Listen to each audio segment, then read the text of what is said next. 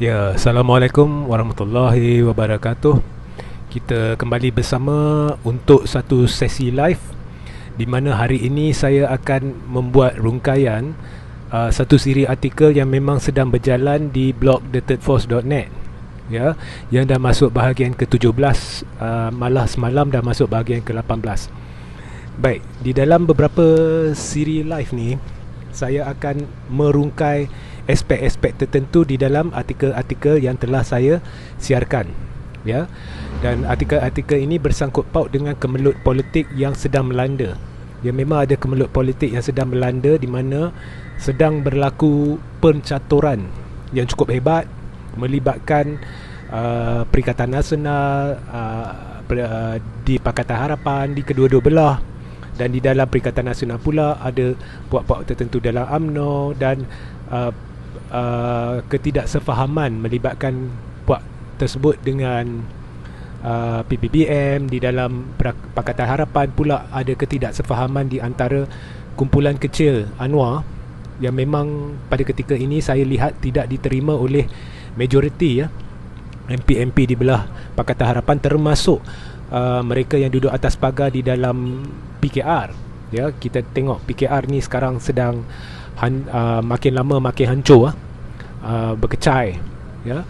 Dan juga puak Tun Dr. Mahathir Mohamad yang melibatkan beberapa ahli parlimen PPBM dan juga penyokong-penyokong dia dari kalangan orang-orang di dalam PKR pun ada, Amanah pun ada, dan juga yang tegar bersama Tun, iaitu Warisan, dan ramai juga MP-MP dari Sarawak. Ya, baik. Hari ini topik yang saya akan bincangkan, ya, ini adalah satu siri. Jadi saya akan petik bahagian-bahagian tertentu untuk bincangkan. Jadi hari ini adalah satu sidang live ringkas di mana saya akan bincangkan satu artikel yang pernah saya terbitkan, di mana benarkah ada rancangan untuk calonkan seandainya pilihan raya umum diadakan dalam masa terdekat, dan memang dijangka pilihan raya umum ke-15 akan diadakan sebelum hujung tahun, malah boleh jadi bila-bila, ya, ada ke tak ada COVID, ya. Baik, benarkah ada rancangan untuk mencalonkan Datuk Seri Najib Tun Razak sebagai calon Perdana Menteri Malaysia ke-9 seandainya menjelang pilihan raya umum ke-15. Ya, baik, kita bincangkan hari ini dan saya akan spesifik, straight to the point. Sebenarnya ada banyak versi apa yang sedang berlaku, pencaturan-pencaturan yang melibatkan Pakatan Harapan dan Perikatan Nasional. Di dalam Pakatan Harapan, di dalam Perikatan Nasional, dan antara Pakatan Harapan dengan Perikatan Nasional. Jadi dalam banyak-banyak versi ini, ada dua versi yang timbul yang saya kurang percaya. Tetapi walau bagaimanapun, atas dasar memberi peluang kepada rakyat untuk dan pembaca pendengar untuk menilai sendiri, jadi saya buat keputusan untuk menulis versi-versi tersebut dan hari ini untuk merungkaikan versi-versi tersebut.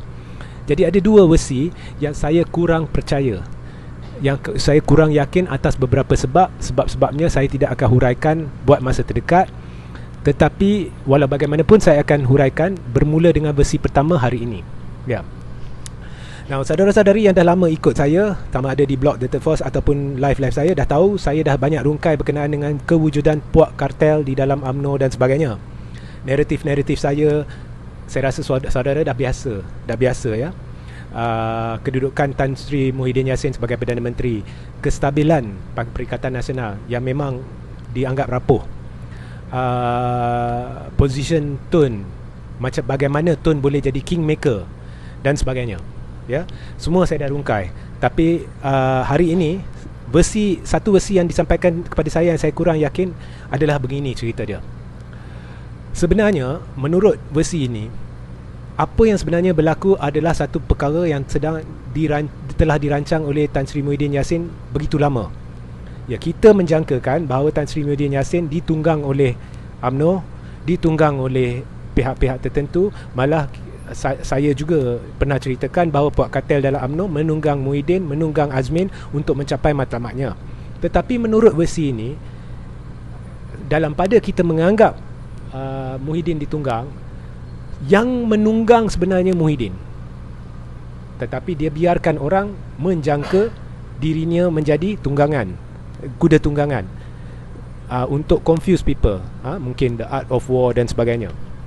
Jadi menurut versi ini, Muhyiddin dah rancang dari lama, sebab Muhyiddin pada tahun sebelum kejatuhan kerajaan pimpinan Barisan Nasional sebelum ini, dia begitu instrumental dalam kejatuhan kerajaan pimpinan Datuk Seri Najib Tun Razak. Ya. Dia instrumental dan dia banyak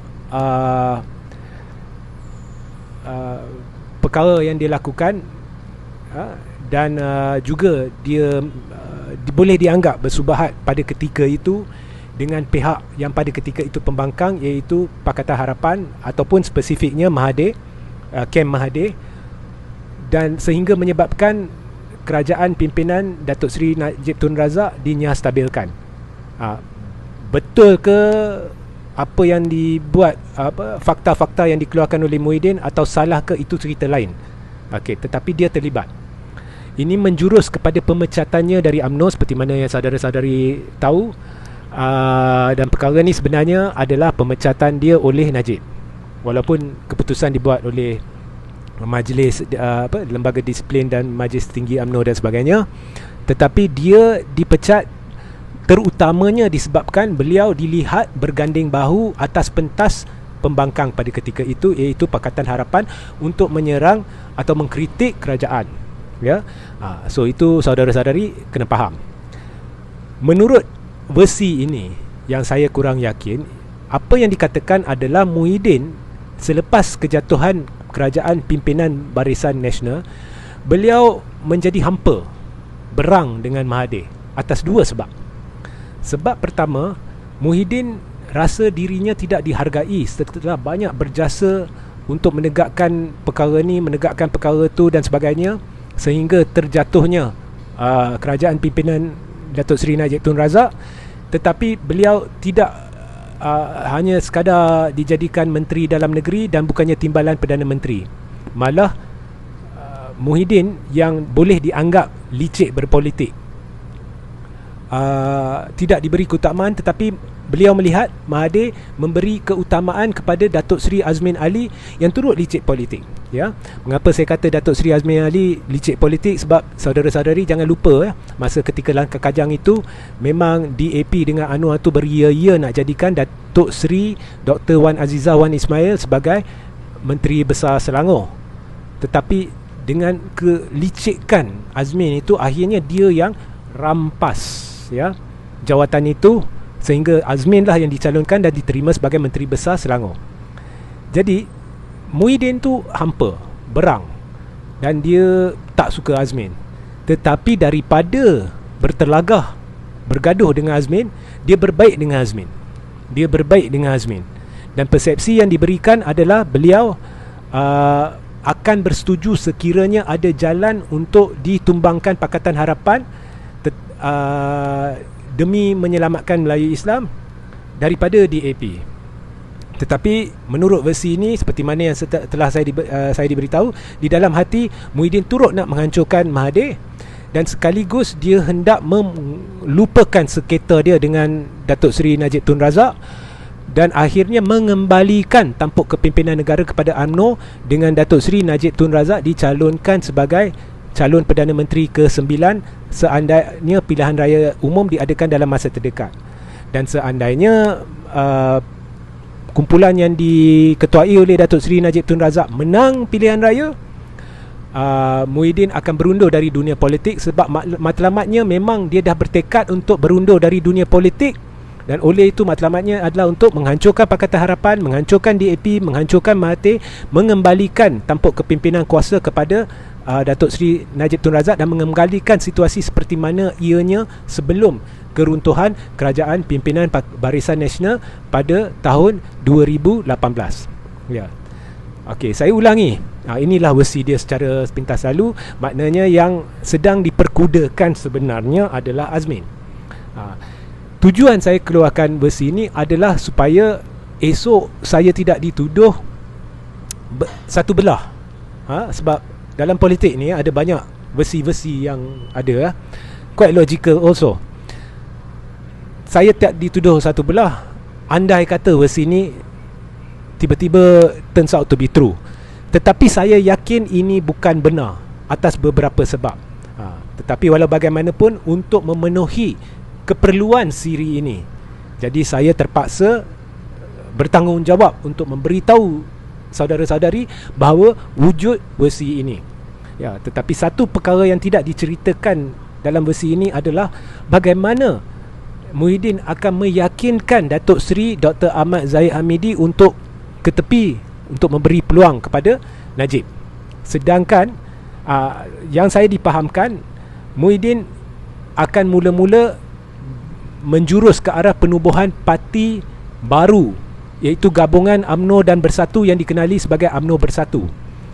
Beliau akan menjadi pengerusi presiden parti ini, dan Najib akan jadi timbalan presiden parti ini, dan Zahid dan Azmin hanya akan duduk sebagai naib presiden. Tetapi bagaimana perkara ni akan dicapai, saya tidak diberitahu, dan saya pun nampak muskil, malah mustahil. Ya. Jadi sekian sahaja sidang live hari ini.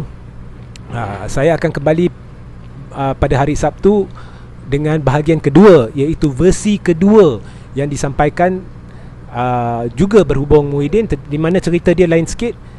Dan kemudian kita akan terus mengadakan siri-siri live ni yang pendek, agar saudara-saudari dapat tahu apakah perkembangan-perkembangan politik terkini dan apakah versi-versi yang ada di luar sana. Tetapi naratif saya kekal seperti mana live-live saya sebelum ni, yang saya cerita berkenaan dengan kewujudan Puak Kartel dan sebagainya, itu semua kekal, ya. Jadi sebelum saya berundur sepintas lalu, saya nak umumkan bahawa Xavier yang MP yang menghina persidangan parlimen dengan mengatakan ianya sampah, tidak berguna, sehingga hari ini tamat dah tempoh yang saya berikan, dia tidak memohon maaf. Jadi saya akan bercakap dengan pihak polis dan secepat mungkin akan membuat laporan polis, dan apabila laporan polis itu selesai, saya akan menyiarkan laporan itu, ya. Tapi saya tidak ingin membebankan polis dengan masalah-masalah politik ini, sebab saya pernah ke balai IPD yang saya biasa pergi itu, dan saya lihat fokus keutamaan diberikan kepada orang-orang yang nak balik kampung, permintaan application permit dan sebagainya. Jadi saya kena cari hari yang sesuai. Saya tetap akan buat laporan polis terhadap Xavier, ya. Sekian, wassalamualaikum warahmatullahi wabarakatuh. Selamat mengamalkan ibadah puasa sehingga kita berjumpa Sabtu ini pukul 5 petang.